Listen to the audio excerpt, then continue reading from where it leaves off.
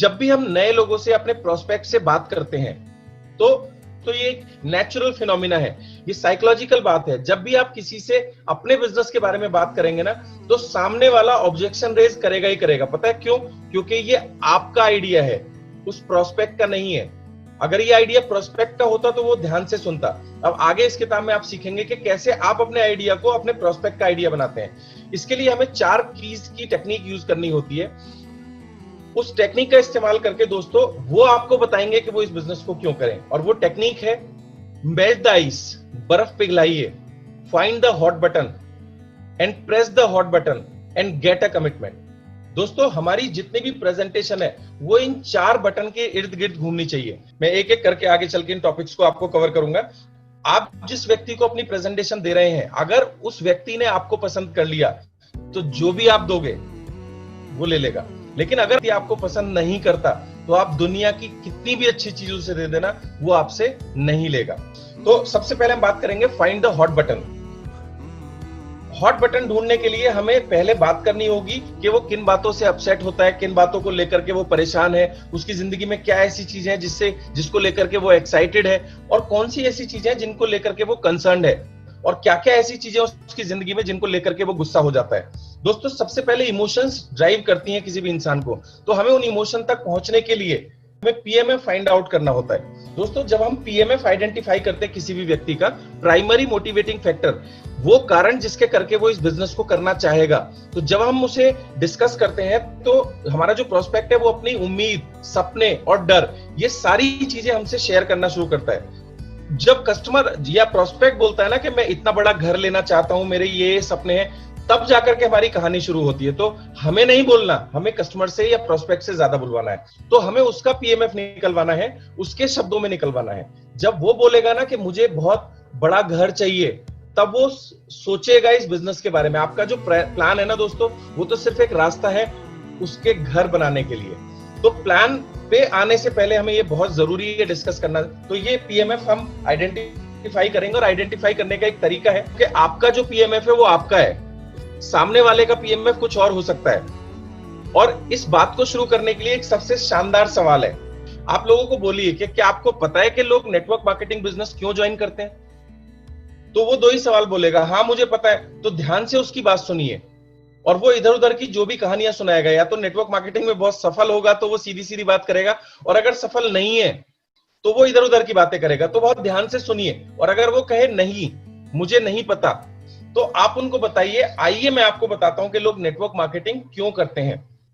फिर आप उनसे एक सवाल पूछिए। ये 5 सॉलिड सोने के सवाल हैं दोस्तों, इन्हें लिख लीजिए और इनका सीक्वेंस यही रहना चाहिए। आप सबसे पहला सवाल पूछेंगे जब उसने आइडेंटिफाई कर लिया कि भाई मैं नेटवर्क मार्केटिंग अगर करूंगा तो इस चीज के लिए करूंगा, तो सबसे पहला सवाल है what is your number 1 priority. आप उनसे पूछेंगे कि सबसे पहले आप इन पीएमएफ में से किसका चुनाव करेंगे। वो देखेगा, और अगर नहीं बोलता तो समझ लीजिए वो आपके लिए यूजलेस है, वो बिजनेस भी नहीं करेगा। और अगर वो देख के बोलता है कि भाई मैं एक्स्ट्रा इनकम के लिए इस बिजनेस को करना चाहता हूं, तो आपका दूसरा सवाल होगा आपने उसे क्यों चुना। दोस्तों इसे इसी सीक्वेंस में करेंगे तो ये बहुत साइकोलॉजिकल इंपैक्ट डालेगा सामने वाले व्यक्ति के ऊपर, क्योंकि डायरेक्टली आप पीएमएफ को ट्रांसफॉर्म कर रहे हो। फिर यहां से आगे वो बोलना शुरू करेगा। तो आपको इसी तरीके से पूछना है कि आपने इसे क्यों चुना। और अगर आपको चुप भी रहना पड़े ना सवाल पूछने के बाद, चुप रहिएगा, बट उसे बोलने दीजिए। फिर अगर वो बोले कि भाई मेरे पास चूंकि मेरे खर्चे पूरे नहीं होते, पैसे की कमी होती है, तो अगर मैं करूंगा, तो मैं इस वजह से करूंगा। तो फिर आप उससे तीसरा सवाल पूछिए, why is that important for you. ये आपके लिए इतना जरूरी क्यों है।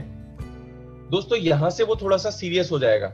2 तरह के लोग हैं, एक नेगेटिव एक पॉजिटिव। नेगेटिव हमारे किसी काम का नहीं है, और जो पॉजिटिव है वो आपकी प्रेजेंटेशन में आपके साथ आ जाएगा। दोस्तों तीसरा सवाल जब हम पूछते हैं ना, ये आपके लिए इतना जरूरी क्यों है, तो 1 मिनट के लिए आदमी चुप हो जाता है और उसकी आवाज हल्की सी भारी हो जाती है, और वो या तो राइट हैंड साइड या लेफ्ट हैंड साइड या नीचे की तरफ देखना शुरू कर देता है, और वो अपने सोच में खो जाता है। और फिर वो आपको बताएगा कि क्या क्या दुख इस कम इनकम की वजह से वो और उनका परिवार झेल रहा है। कोई भी आदमी किसी भी काम को 2 कारण से करता है, या तो वो बहुत सारा पैसा कमाना चाहता है, या वो अपनी जिंदगी में कोई दुख और पेन होता है उसे खत्म करने के लिए कोई भी आदमी कोई कदम उठाता है। तो सीधे आप उसके दिमाग में और दिल के अंदर पहुंच रहे हो।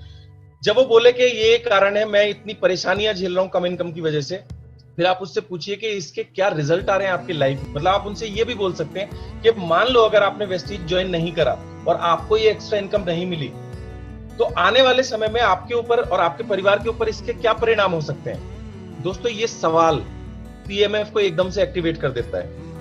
अगर आदमी ने इस सवाल का जवाब दे दिया तो ये बिजनेस उसका अपना बिजनेस हो जाता है। आपने अक्सर देखा होगा कि हमें डाउनलाइन के पीछे डंडे ले लेके भागना पड़ता है, मीटिंग में आ जाओ, प्रोडक्ट खरीद लो, कंसिस्टेंसी, आज लास्ट डेट है।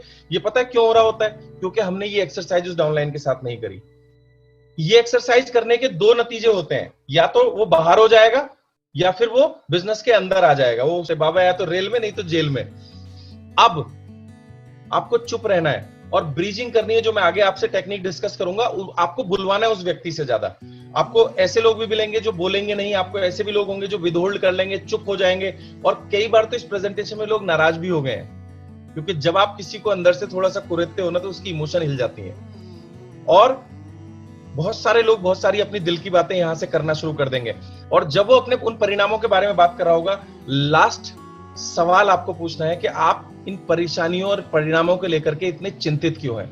दोस्तों, 99% केसेस में जो इसमें पार्टिसिपेट कर रहे होते हैं वो 2 मिनट के लिए चुप हो जाते हैं, और कुछ लोगों की आंखों से आंसू भी निकलते हैं। और यहां के बाद, ये एक्सरसाइज करने के बाद दोस्तों, वो आपके साथ आ जाता है और वो फिर इस बिजनेस को आपका बिजनेस नहीं, अपना बिजनेस मान लेता है। और फिर उसे ये वेस्टीज बिजनेस अपनी उन सभी समस्याओं का समाधान नजर आना शुरू कर देता है। और ऐसा करके आप किसी भी व्यक्ति के ट्रू पोटेंशियल को निकालना शुरू कर देते हैं। दोस्तों, ये एक्सरसाइज प्लान से पहले करना बिल्कुल ऐसे ही है जैसे खेत को बोने से पहले हम उसे जोतें और अच्छे से खाद डालें। आप समय दीजिए। अगर उसके सवालों के जवाब बहुत कमजोर हैं, वो बहुत कैजुअली आपकी इस प्रेजेंटेशन में पार्टिसिपेट कर रहा है, तो ज्यादा बेहतर ये होगा आप किसी दूसरे प्रोस्पेक्ट को देखिए। इस पे टाइम बर्बाद मत कीजिए। Search more and more prospects. ज्यादा से ज्यादा प्रोस्पेक्ट के पास जाइए। सर, अभी इस दुनिया में बहुत सारे सिद्धार्थ जी बचे हुए हैं, बहुत सारे विवेक सक्सेना भी बचे हुए हैं जो ये बिजनेस में आएंगे और रिकॉर्ड बनाएंगे।